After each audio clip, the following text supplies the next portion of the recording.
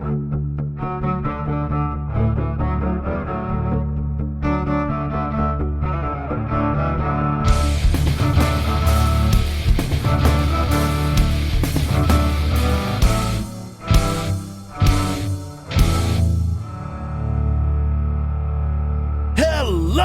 friends and fellow adventurers. Welcome to the MNmaxed podcast. We want to thank you for joining us, and you do so as we get buried into the Bloodlords, the latest full 6-book level 1 to 20 adventure path from Paizo. What with all the cinematic endings and beginnings to adventures and a socially contracted Session 0, we haven't done one of these intros in a while. So, as always, we'd like to invite you to come join us on our Discord. There's discussions about the show if that interests you, but that's actually just a small part of it. There's a huge community where all sorts of things are going on. All of us are really active on it, except for kind of Spencer, who has the real-life schedule of a vampire. But way better than us is a huge community of awesome people who have somehow come together around this dumb podcast. And we'd love to have you come be a part of it too.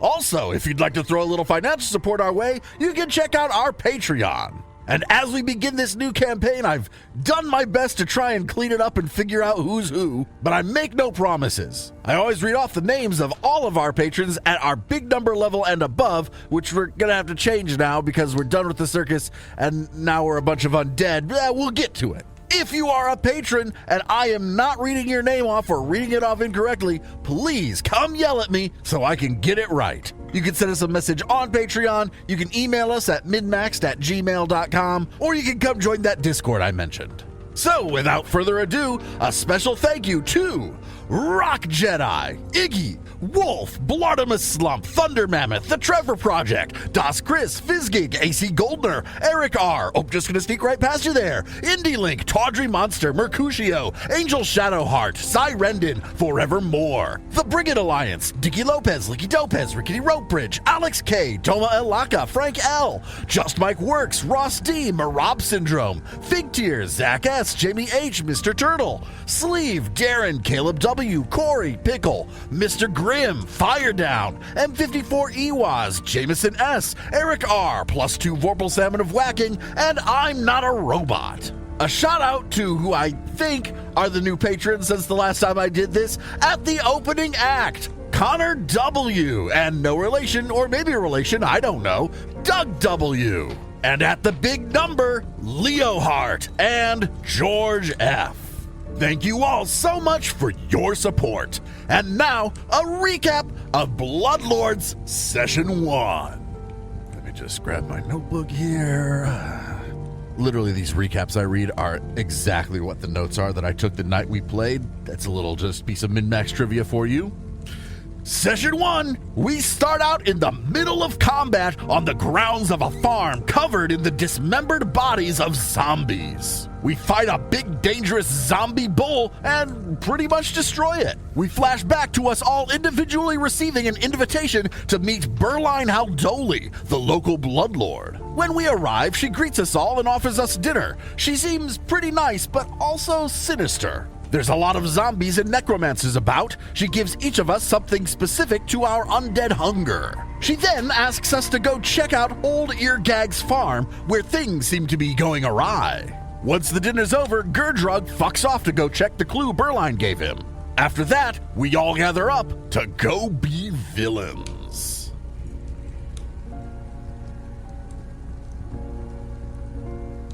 Yesterday, at Bloodlord Haldoli's estate, Berline Haldoli pinched the handle of a delicate Taldan teacup filled with delicious black tea, piping hot and delightfully bitter. She peered over the rim at the young man across the small table in her sitting room. The red-skinned man obviously has devil blood in him, a living tiefling. He could even be called handsome if his appearance wasn't so slovenly. He sat straight in his seat, head up, and making eye contact.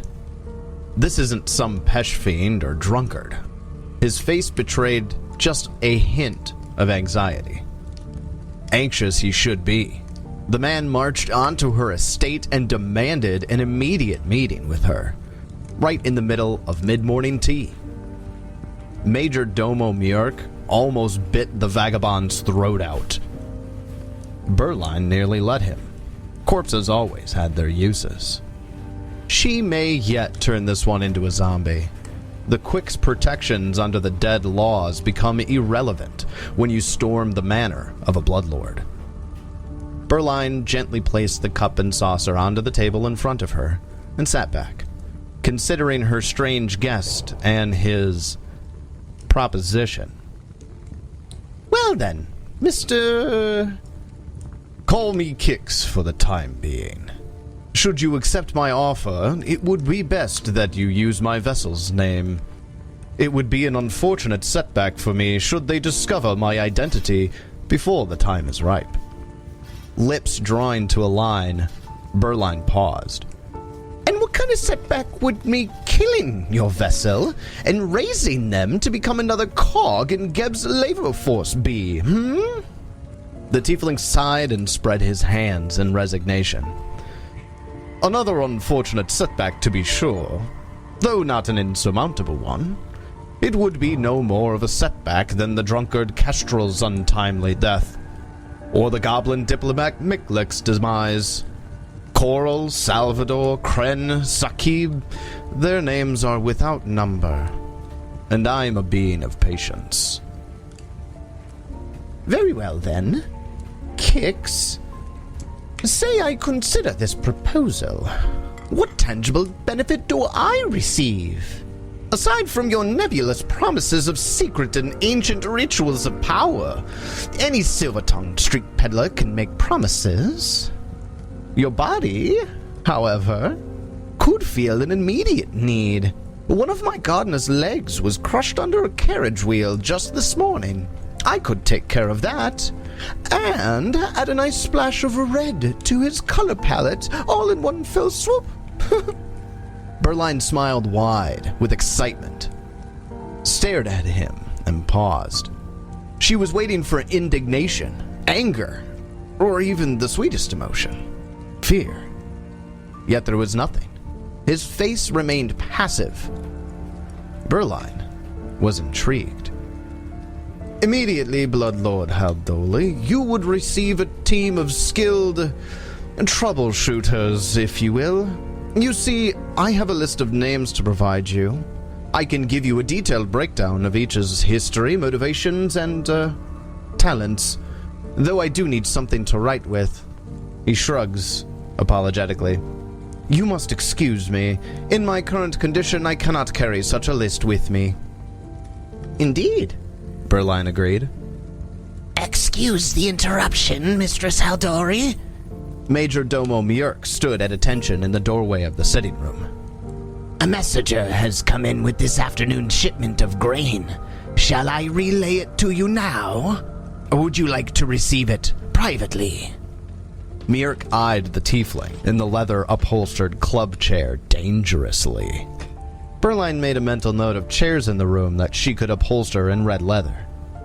No, Mjork, you may give me the message in front of our guest. He is of no danger to me, and unless the message is from Chancellor Kemnebi or King Geb himself, it can be heard aloud.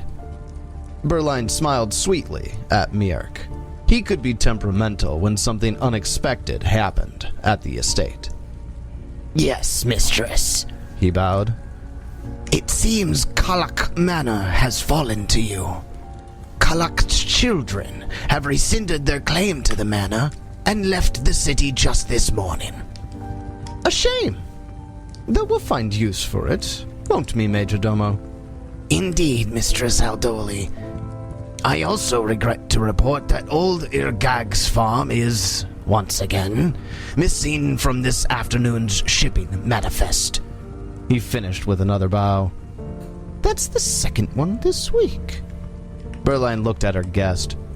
There he sat, straight-backed, with the slightest hint of a grin. Major Domo Mjork, fetch us the writing desk, and be quick about it. Kix here likely has little time to spare if I'm to understand his condition properly. Berline picked the teacup up off the table once more, tepid. With a short arcane phrase and a wave of her hand, steam began to rise from the tea once more. She leaned back in her chair and took a sip as she watched Major Domo Mirk bow prior to taking his leave.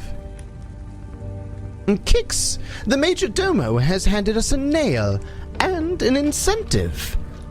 Why don't you describe my new hammers to me?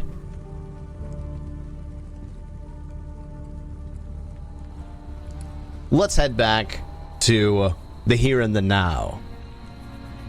The four of you stand in the dark, lit only by beams of light coming from a few of the characters. You stand in a yard with knocked-down fences surrounding it, and bits of body parts and blood smeared all over the dirt, entrails and bits of flesh are all over. And the large bull that attacked you after entering the farm lies in front of you, destroyed. You've had a chance to heal up, and before we get to it, let's talk just real quick about a clear to-do list. Berline has hired you to discover what's going on at Old Eargag's farm, restore operation to the farm, and if necessary, destroy the zombies that are roaming free. However, she does prefer, where possible, that the stock be preserved. Well, this bull already fucked a bunch of them up, or so it would appear. What do you do? So I guess I'd start by looking at the toppled over fence here to see if I can find any clues as to what toppled over it. Was it just the bull, or is something else topple this fence over to cause this havoc? How was havoc had? Yes. Good question. That's the fence on the southern end of the corral that you're in right now. Well, I'll walk the perimeter. You walk the perimeter? Okay. It's not very big. No, you're right. It's not very large. So let me just real quick take a moment to describe the farm at large. The farm is about 16 miles outside of Greydirge. It's on the way to precisely nowhere, and it's surrounded by a high stone wall.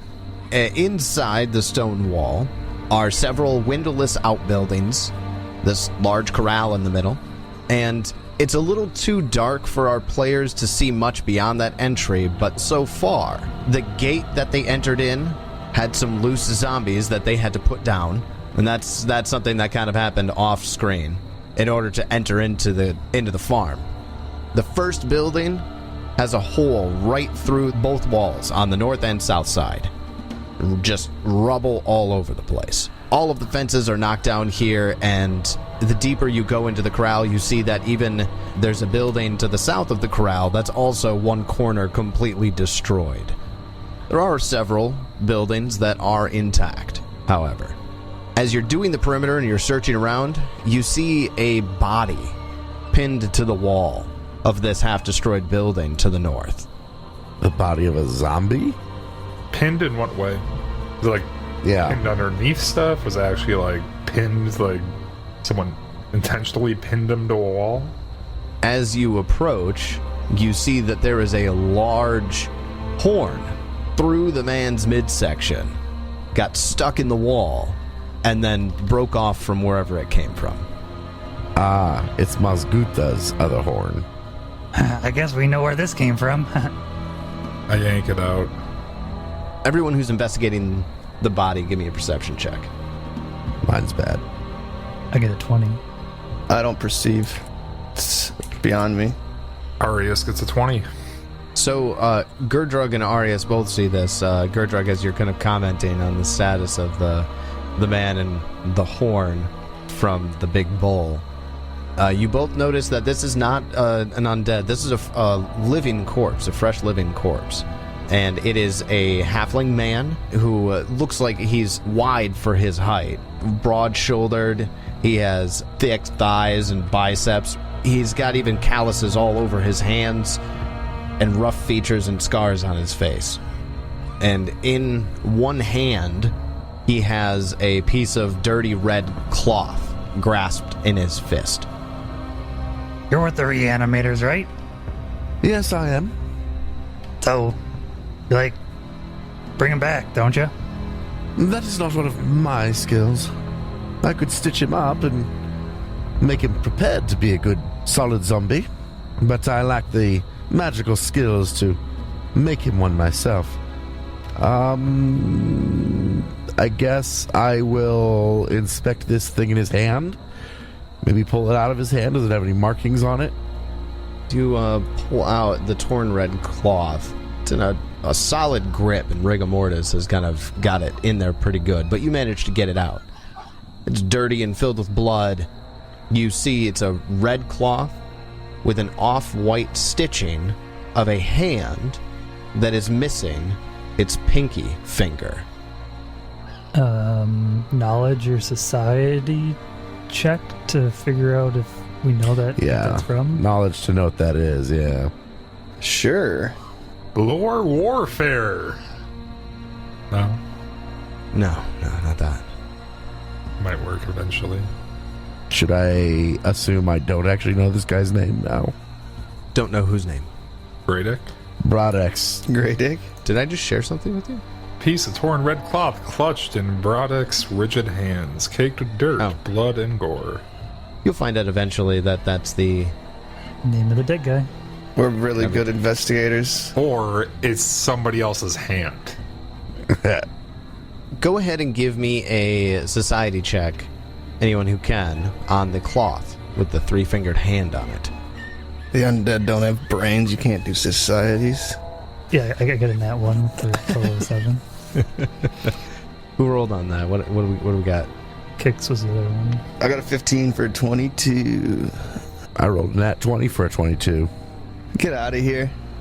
You did an untrained society check? Yeah, I'm not trained in society. Jeez. He doesn't need to be for a knowledge check, do you? No. You can do knowledge checks untrained.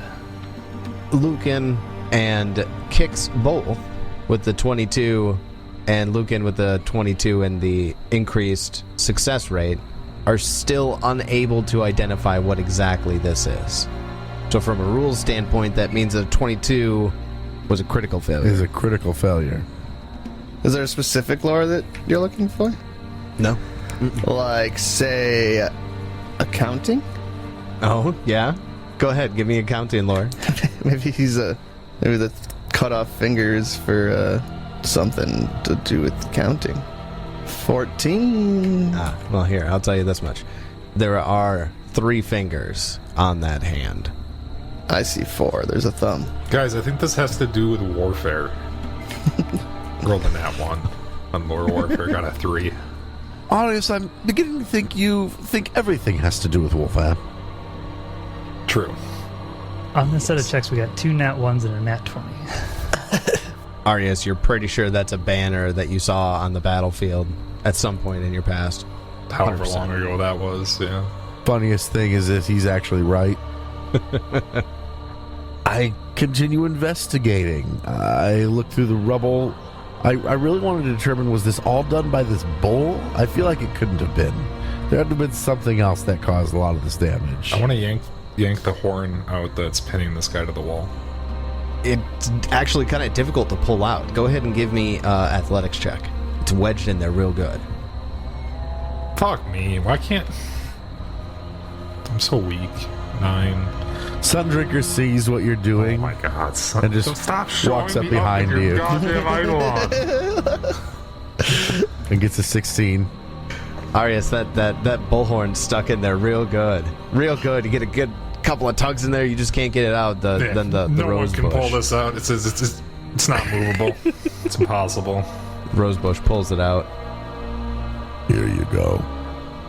I don't want it. I'll keep it then. And Sundrinker puts it in his vines. Kurt looks at Arius and goes, in quotations, "No one, huh?" I just start walking away. Sundrinker does not laugh. But I do. Lucan, your question in regards to you want to know what caused this damage, go ahead and give me a crafting check if you have it. No. I am untrained in crafting. 21 crafting? 18.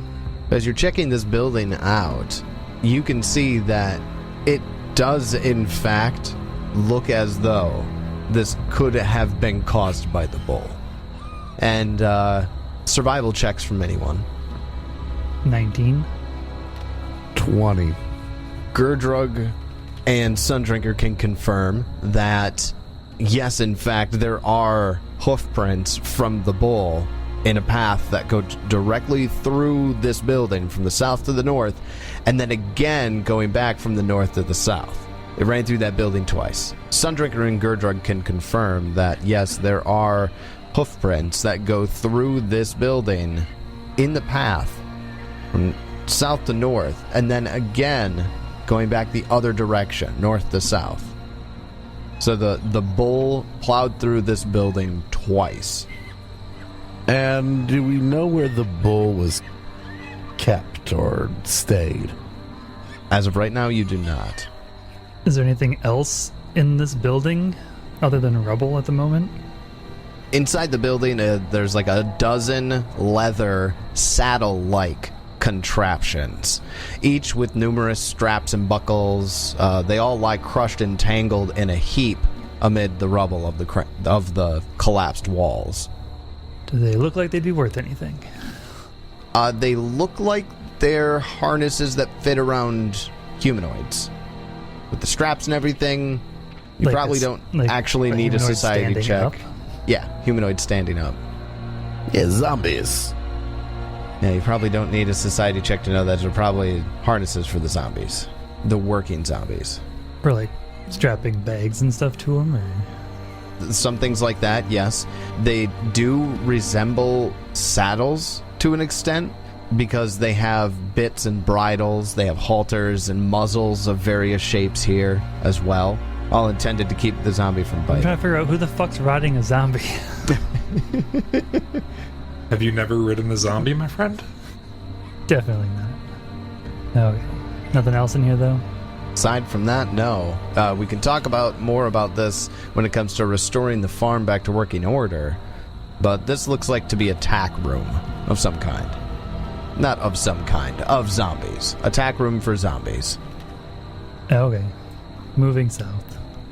So, Gurdrug, you do a loop around the building. You see the destruction on both the north and the south walls, and as you come around to the west side of the building, you see just in front of you are 3 wagons, along with a horse and 2 dogs that have their heads down over 3 bodies and are eating messily. You can hear them. Low growls and flesh tearing and... I immediately flat myself against the building. Do they look like... Are they undead horses and dogs, or... Go ahead. Well, give me a stealth check. Or your hide, I should say. Give me your hide. Gurdrug, as you move against the wall of the building that you were just circling around, the horse picks its head up, and you can see that half of the flesh on its face is just completely ripped off, and it's got a big hunk of meat in its mouth, and it looks around toward you as it's chewing on it, and then it turns back to the corpse and begins eating some more. I'm gonna loop around the north side of the building to let these guys know what I just saw. There's like some dogs and a horse over there. They're eating something. Puppies? I want to go see puppies.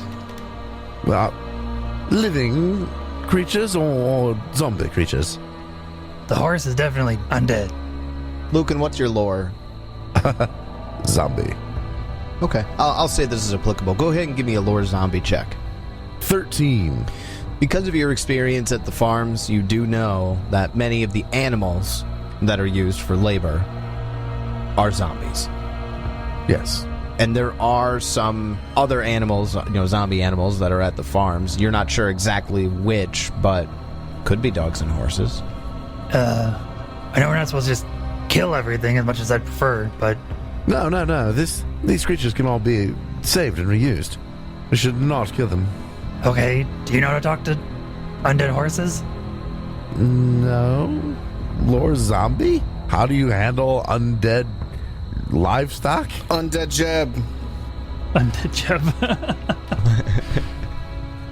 You can use I it. guess 17. Yeah, that's actually generally a corpse tender's job. Now, you are not a corpse tender, but there are techniques that a corpse tender learns to actually soothe the zombies, both the livestock zombies as well as Deadstock. the animal zombies. Livestock, The Deadstock, yeah. The deadstock and the livestock. and Deadstock. That's, god damn it, you're right. I like that. Yeah, that's good. Take a hero point. Yeah. The deadstock and the livestock. That's canon now. It is. So, yes, you do know that corpse tenders generally do that work, but you don't know how. You've never been taught the techniques. You are starting with a corpse stitcher and then doing what? Just seeing where life takes me. Up, hopefully.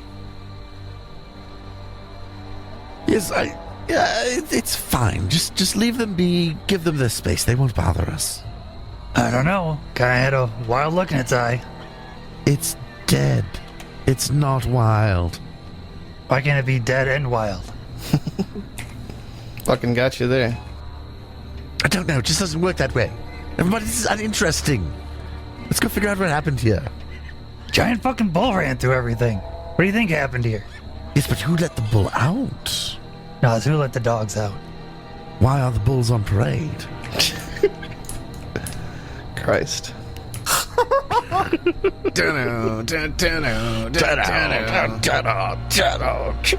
Much better song. Yeah, I continue looking around. I'll go to the other building, I guess.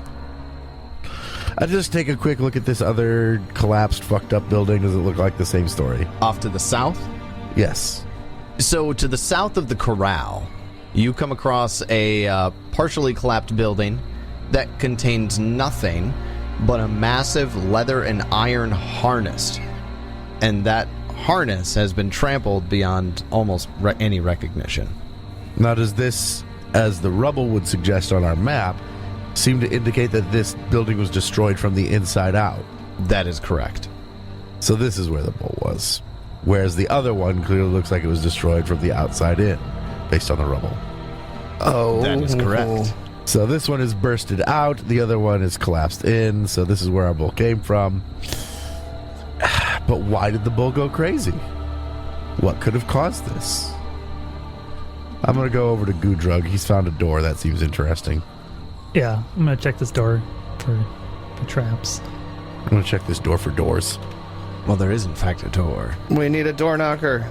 No, there's the door to this room, or sorry, this outbuilding is sturdily made of wood and doesn't seem to be disturbed. This building isn't collapsed, and the door is shut firmly. Get 24 to check for traps, in case someone didn't want people to walk into their office or something. You don't find any traps, and the door is not locked. I open it. Inside this outbuilding, you see that it's a large storeroom. There are shelves and racks that line the walls of the whole building, filled with various farming and gardening implements, and they clutter all the space. Rakes, hose, a wheelbarrow, bags of soil, buckets of nails, rope, hammers, saws, and all of the like. But all of it seems to be in good working order. This is all neatly organized and in good repair. Anything of value in here? Depends on what kind of value you see in good farming equipment. I'm looking for a decent hoe. Can I sell it for gold kind of value? The anvil's probably worth the most in here, just out of sheer iron content alone. That's too heavy. What are you talking about? We got a I got skeleton. a sun drinker. He can carry things around. Since we know he's the strongest one. Ted's flipping me off. Okay, well, it looks like this is the one building that we don't need to fix, so All right. there's nothing that looks of value. Gonna move on. Looks like also it didn't trample The field. even further south to the fields. They all The seem gardens. fine. I guess these are gardens, I guess. Do we see any zombies wandering around down here, or body parts or people? It looks pretty clear based on the map. Down to the south, you find that there are 6 vegetable gardens just to the south of that tool shed and of the corral. various garden variety tubers, berries, and leafy vegetables lie mostly neglected in 6 large planter boxes. A wheelbarrow lies on its side, damp soil spilling from it onto the path. To the west of the garden, the path turns north, but you can't really see that deep over there. I suppose Eargag could. Eargag has dark vision. To the west of the garden, the path turns north, leading to a 12-foot tall archway in the side of a sheer 20-foot high rocky outcropping. A wooden fence with an open gate stands beneath the arch. But you don't see any bodies or anything like that in the area of the vegetable garden. Like the bodies and stuff in this pen, are they undead? Are they quick? Formerly quick, I guess. Some of both. Suppose we should have started our investigation in the pen then. The last place we check. Yeah, we checked that out. I'll make a medicine check to understand. The lore zombie check would be more applicable. I'll make a lore zombie check. 17. Man, low level. You can tell that, yes, in fact, these were zombie charge hands. They've all been destroyed and basically pummeled into nothing. Can we tell approximately how many there were? I'm counting heads. It's a fucking mess. Like Lucan said, I'm counting heads or something. I've gotten 6 heads. I think I counted last time we did the combat, and there were 6 heads, and there were not enough body parts to make up for 6 bodies. It is an absolute fucking mess. It might take you a few minutes to count everything, but you're certain that there's roughly 5 corpses that lie strewn about. So I think they were multi-headed people. It's the only explanation, right? I just want you to know I have an eye for numbers. Say Kicks the greatest use of that feat ever. Oh my god. Okay, then yes, you can tell that there are 5, roughly 5 bodies in here. Eye for numbers allows you to approximate that pretty precisely at this. So when there's that few of them? Yeah, when there's that few. Did Burline give us any kind of indication of how many people would be here? Like zombies, quick? Like intelligent people. People we can converse with. Well, not even that. Who I mean, runs like, this place? Like, yeah, I mean, like, but even how many zombie tenders and whatnot there are, because I'm trying to get an idea of who we're looking for. Like, if there's 10 zombies and we found 5 of them here, we gotta look for 5 more zombies or something. What if we just start picking up all the heads and bring them with us so that she can identify them? make some type of abomination of our own. Don't think she's gonna identify. The fuck did you guys bring me these heads for? I don't care if she cares. It's an easy way to figure out if one doesn't belong. Just drop a bunch of heads in front of her and be like, hey, which one sticks out? One of these heads is not like the other one. Okay. Are these... Wait, there's more buildings over to the east? Shit. Yeah. One of those buildings first. Southeast, here I come. You started in the corral, kind of in the central area of the farm. You've checked out the destroyed buildings to the north and the south, discovered the north building is a tack building. South building was where the bull was housed. To the west of the corral, there's a tool shed, and then south of that are 6 gardens. Now you're traveling to the east, southeast of the corral. Yes. Checking out this door. We're just gonna open it this time. You're just going to open it this time? Yeah. Don't care. This brick barn is a single, large, unfurnished room. The door actually had a bar over it. Do you lift the bar? Oh, from the outside? Yes. Oh, then no. Okay. Didn't say a bar when I looked at the door. And it is a brick barn. Brick barn. Okay. That makes me a little more worried that there's a bar over it, because that means they're trying to keep something in, not out. Which is weird. This door is barred from the outside. That's kind of weird. Well, open it up, see what's in there. As you begin talking just outside the door, you hear and then pounding on the door. It wants out. Pound, pound, pound. Sounds like there's zombies in there. We don't need them, right? It might answer some questions, but I don't know. Sounds like a lot of zombies. Yeah, but if they get out, how do we get them back in? By cutting their heads off like the ones in the yard, and then we'll call for the corpse tenders to fix them all up. I want to look around to see if there's any windows I can look in through. Any way I can get a glimpse of what might be going on in there. As you look around, there are 0 windows anywhere on this building. It is a completely windowless brick barn. Roof? Roof. Yes, there is a roof. Made of what? Shingles. Just a standard shingled roof. I go up next to Goodrug and go to the door, and I kind of get my mouth next to the corner and try and say loudly, "Is anybody intelligent in there? Anybody able to understand me and speak back?"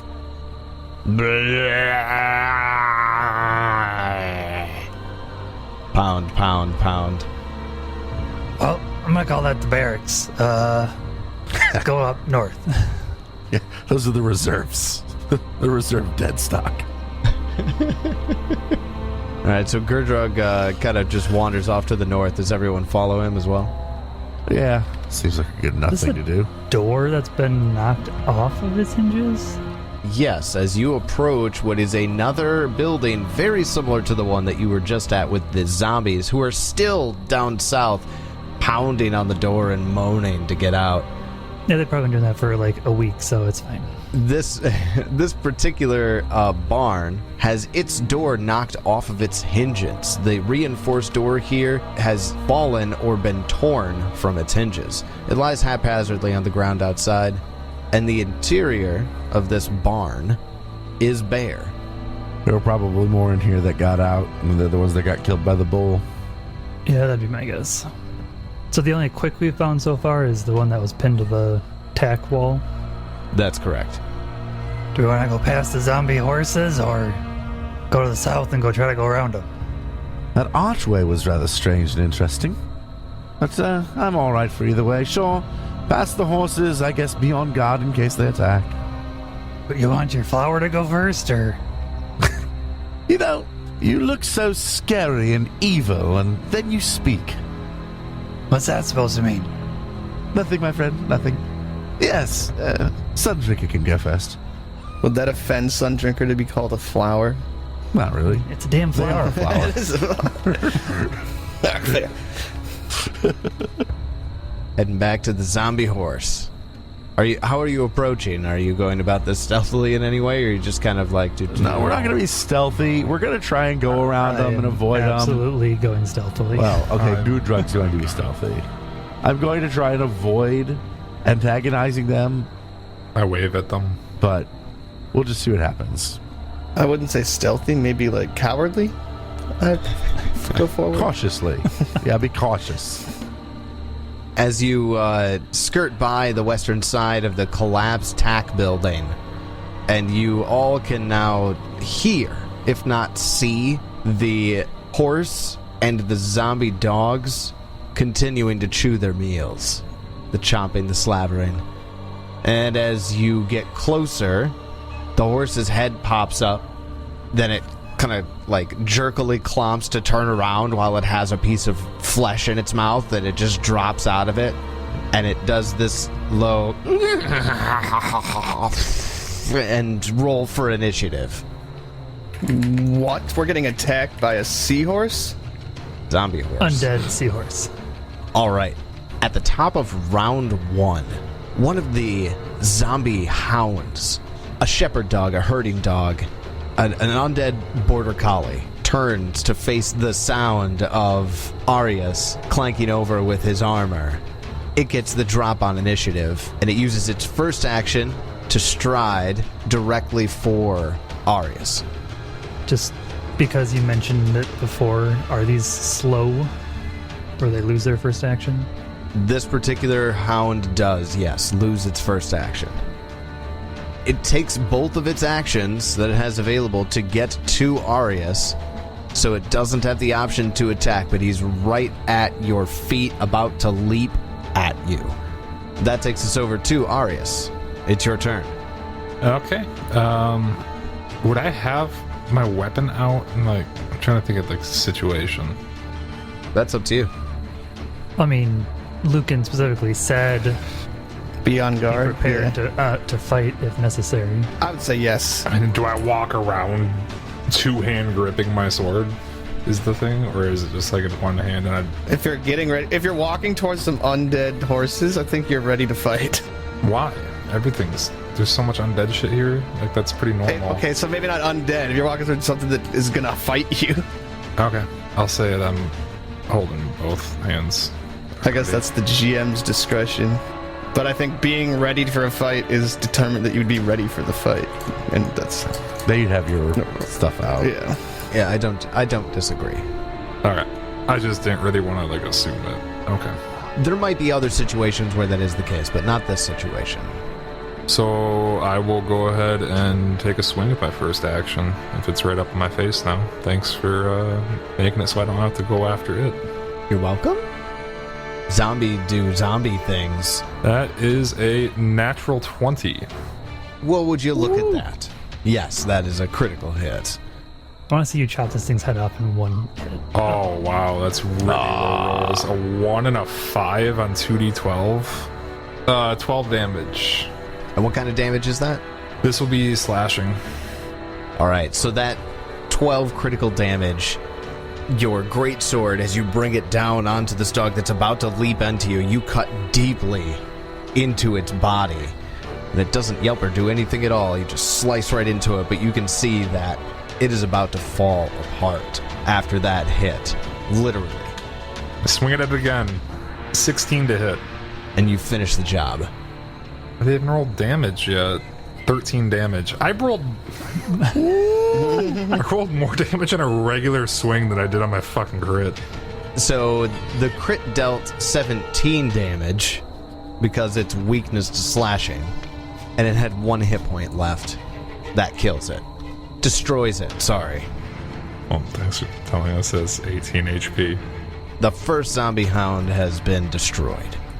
There was a moment that I thought about casting a spell, and then I was like, man, I don't want to waste the spell right now. And you just, like, validated my decision of not casting You're a spell. welcome. Thank you. No problem, I guess. Third action, I will intimidate and glare the horse. It has to be within 30 feet. Or does it? I guess I never really even looked into it. Also, with your vision, you can't actually see it. How far away from me is it? And your light gives what, 20 bright, 20 dim? Correct. And it's about 50 feet away. So you'd only be able to see 40 feet. Yeah, so it's just outside of my 40-foot vision. Third action. Fuck, I don't know then. I don't do anything, I just wait. Wait for them to come to me. Or back up a little bit, make them come even further to you. Nah, it's fine. I passed my third action. Arius readies his sword. Gloating that I just soloed the first dog. You did it quite well. Then after Arius, that takes us over to another zombie hound in the distance. This one, being the mindless zombie that it is, does the exact same thing. However, this time, with his 2 actions, because the zombies are slowed 1, is not able to completely close the distance to Arius. He is running towards you, but he ends his movement about 5 feet away from you. And that's its turn. It's going to take us over to Gerdrug. It's your turn. So I'm trying to understand sneak, because my first action wouldn't get me far enough to actually get to him. So actually, even with 2 actions, I don't think I could get to him. I'm actually going to delay. Gerdrug delays. All right. Then that takes us over to Kix. It's your turn. You can see the zombie hound from where you're at. I sure can. Gerdrug, if you're stealthing, is it still just considered a stride? Like if I give you a stride right now, would you be able to use it while stealthing, or is it that different? No, that would be just a regular stride. Sneak is its own action. I wouldn't be able to sneak. So you would. Oh, okay. I don't really have anything to hide behind out there. And at this point, I really want the zombie horse closer before I go. And we're gonna cast guidance on the plant, and then I'm going to do my gathered lore. which I am aiding in a 30-foot aura at the moment. Oh, Gathered Lore gives you the action Recall the Teachings. That's what I was recall teaching, yeah. So this is a Recall the Teachings. Do you want to tell us about it real quick? Yeah, so the psychic uses his, like, past teachings or, like, yeah, basically just when an action happens within 30 feet, I can choose to aid them, and instead of doing, like, the normal, like, saying I'm going to aid to attack or aid to defend, I just aid whatever happens at that moment, and I use my occultism checks instead of whatever the aid would be. So you can do it once in the turn. Right, yeah. I use the reaction, I think, You use the essentially. reaction. Yeah. But you can do it for basically any reason Right. without having to declare. As long as you guys are in range of me. Now, another big one is that because of the way that aid works, aid is usually you are making a check of whatever the ally you're aiding is attempting. But for this particular ability for the psychic, it's always just an occultism check. Is that all 3 actions? Yeah. I simply just moved up behind Lucan. Got it. So guidance, You stride, do that recall the however much teachings. you want. Yeah. Every turn I can aid. Yeah. That's kind of crazy. That's why I took a bunch of 1-cast cantrips, so I can just do all sorts of things. It's going to be a little crazy. Hey, I can't do damage, so you guys get to do it.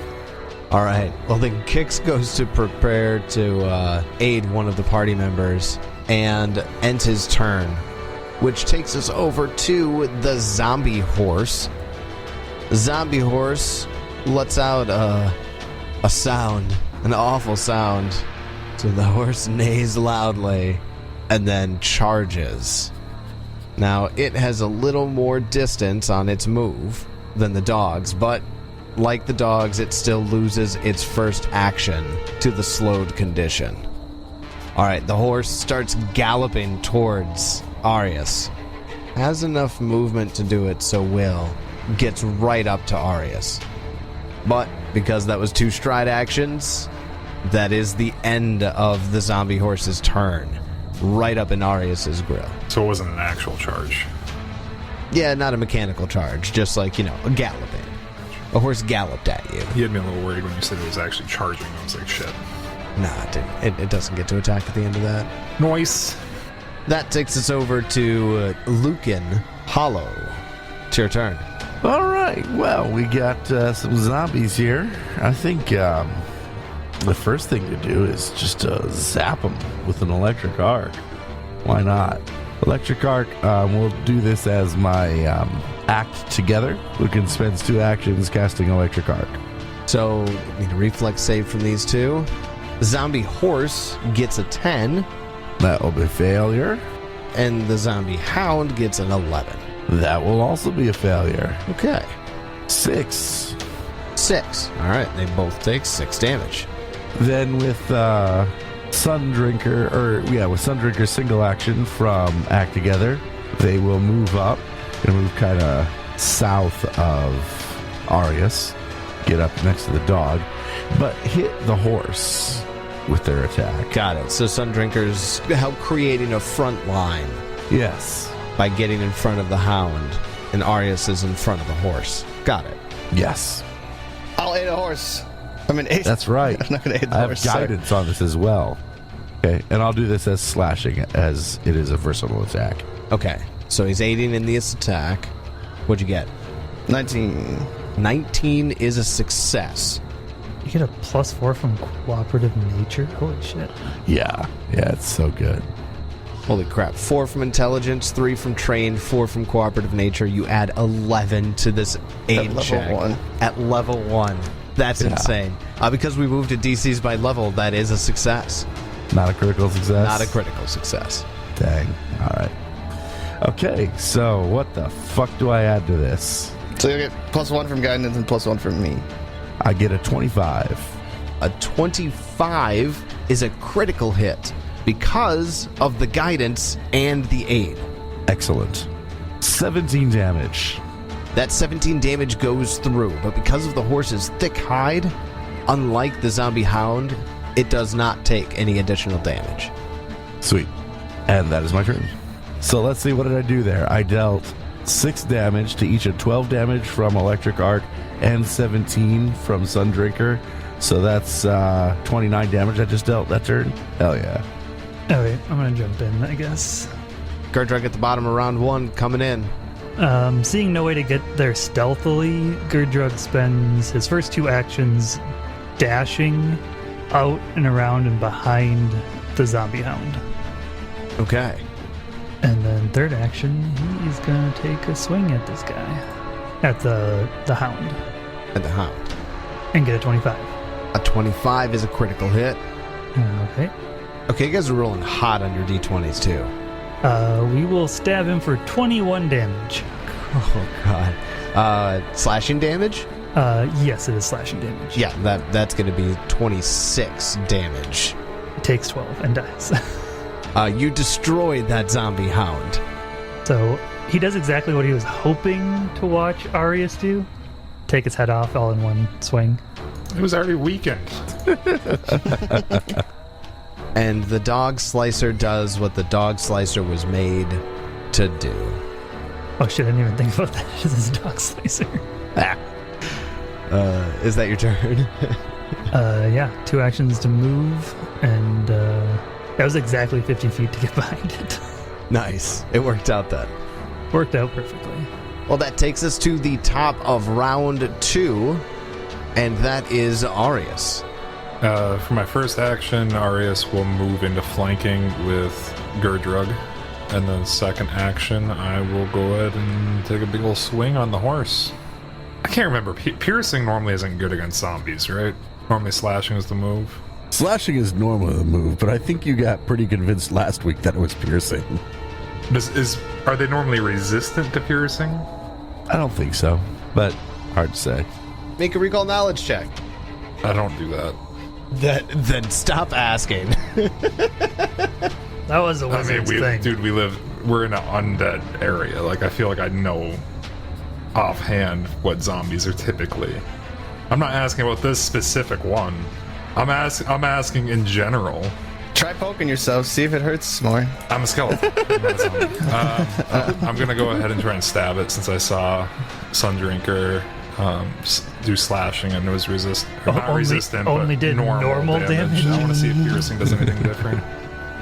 20 to hit. A 20 is just shy of a critical hit with the flat-footed, but it is still a hit. And I deal it 12 piercing damage. It takes all of the piercing damage. No more, no less. Alright, it was too much effort to pierce it. I'm gonna try and slash at it now. My third action. Good God! And that is a natural 20. That's a critical hit. I was preparing for my turn, and then I just stopped. Hey, I rolled better. I rolled slightly above average on my critical hit with 2 7s for 23 damage. Arius just comes up and just chops the horse in half after the stab didn't go the greatest. Right down the middle, and the 2 sections fall inward. It's destroyed. Congratulations. I rolled 2 nat 20s That went well. in 2 rounds of combat. Yeah, Arius really rocked that one, didn't he? Yeah. I mean, we all kind of did. I don't think anybody really rolled poorly. Nice when that happens. This is much better randomization. All high numbers. All right, so you've destroyed the zombie animals that came for you from the darkness.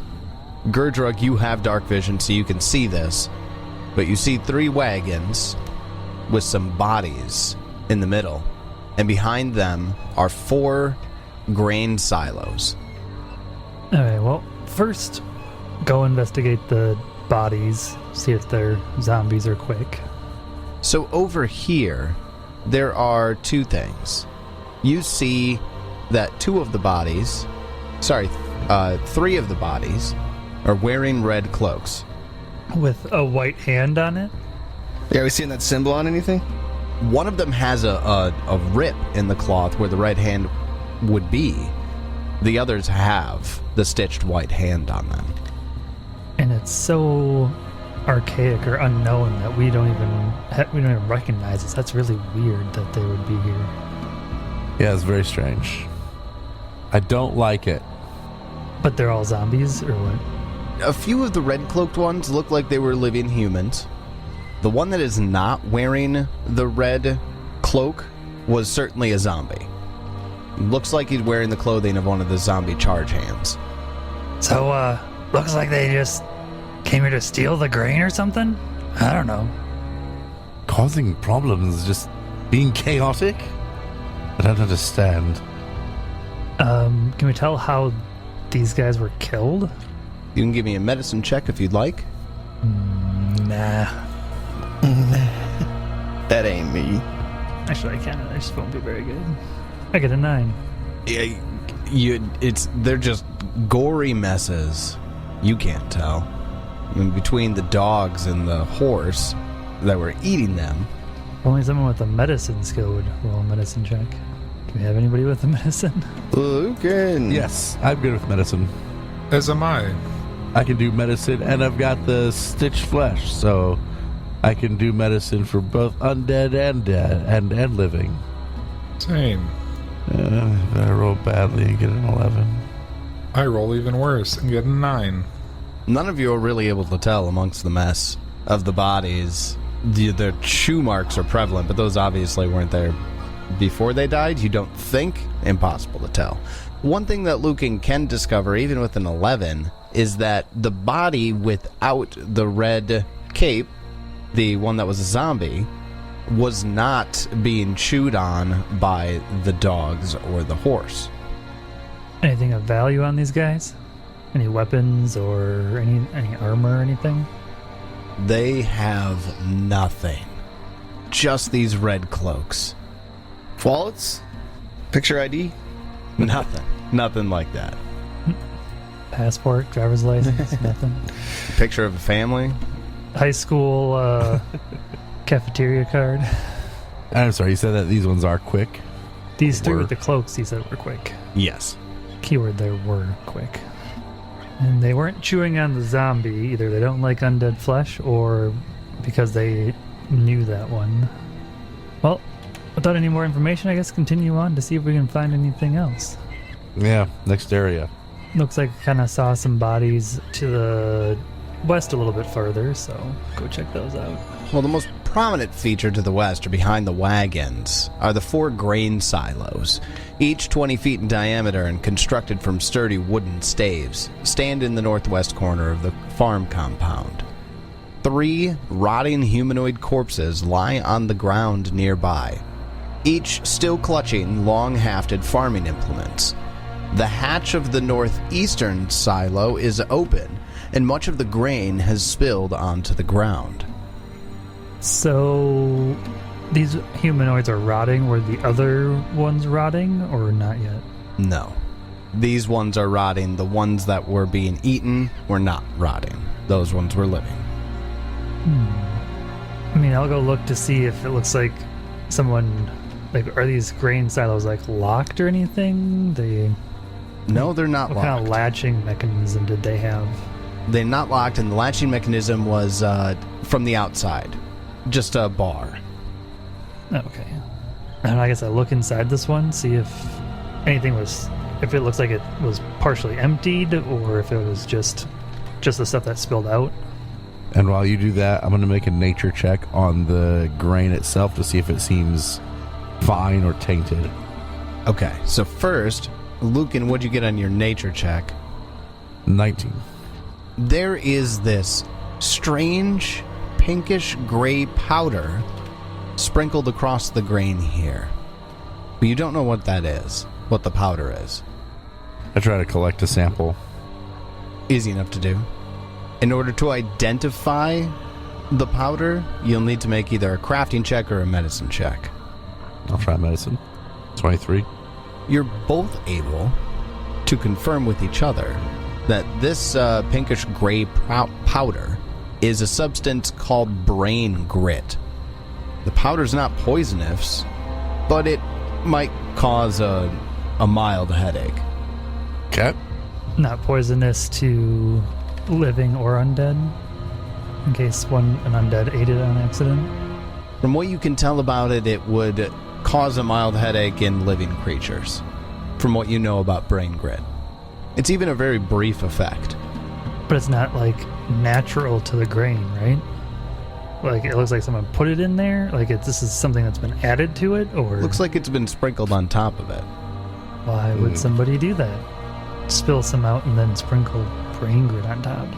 Well, I want to check the other silos. Do they also seem to have brain grit in them?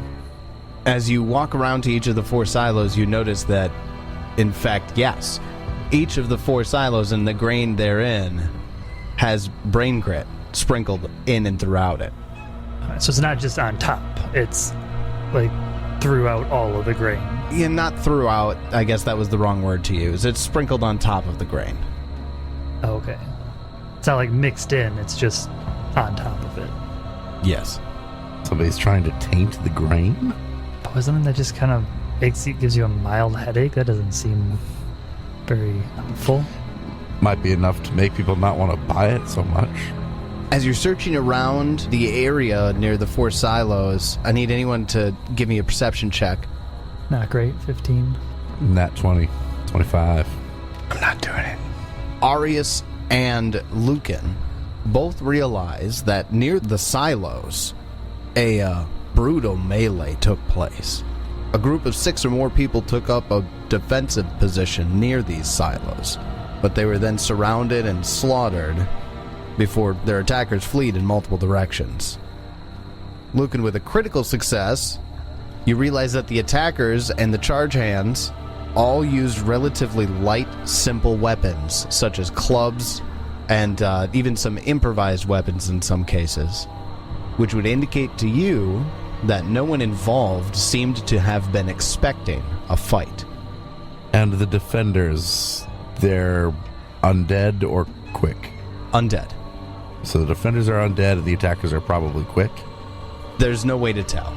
There is some blood here, but hard to tell. Is it possible the quick are finally rising up? Arius, do you get what you want before you even try? That's the actual plot of this fucking campaign. My character is just like perfect to be on the for this entire like scenario. Except on the wrong side. No, I'd still be on the right side because I want to kill the quick.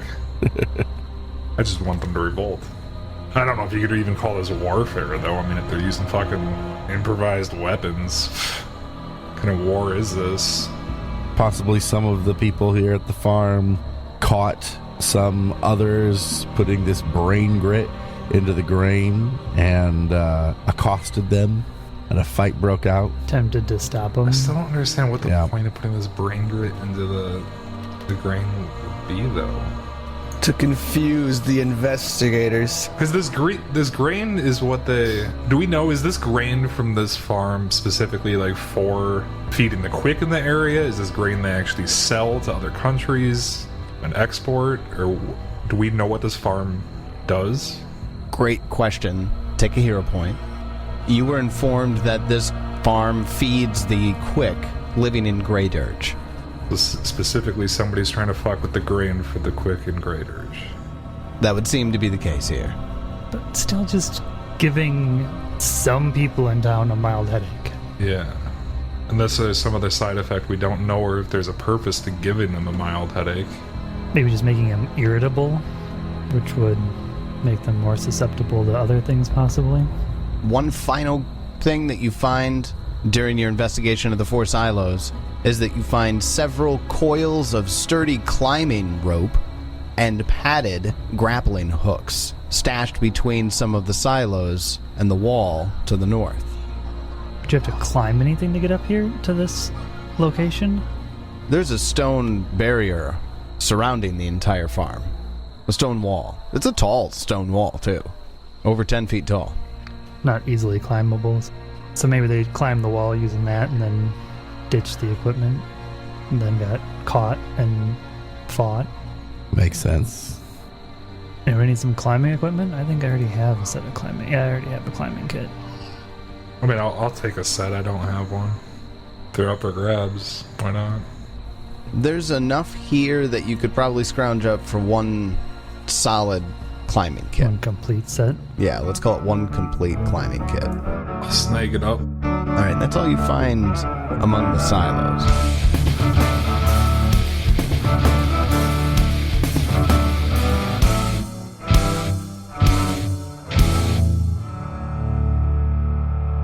The plot thickens. All havoc broke loose at old Eargag's farm when some Quick came to poison the grain for the Quick? Why would they do such a thing? What other clues will we find as we continue our investigation? Find out next time as we continue The Bloodlords. And until then, may you have many great adventures of your own.